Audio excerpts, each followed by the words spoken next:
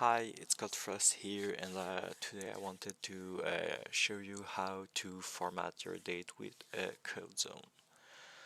So we all have this problem where we use a format date, we pass for example now, and we use the default format. Um,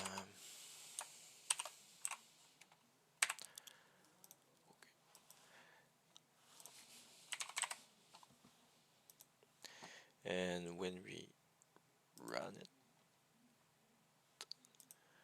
we have a time, but it's not really matching our time.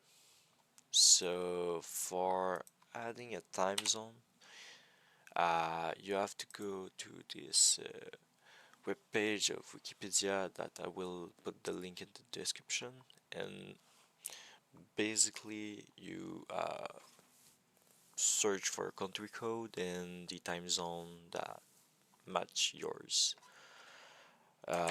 So example, I'm from Canada, so I will search mine.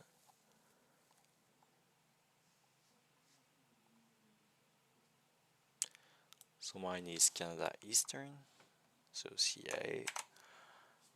I copy this and put it right here, and now my time will be based on this time zone.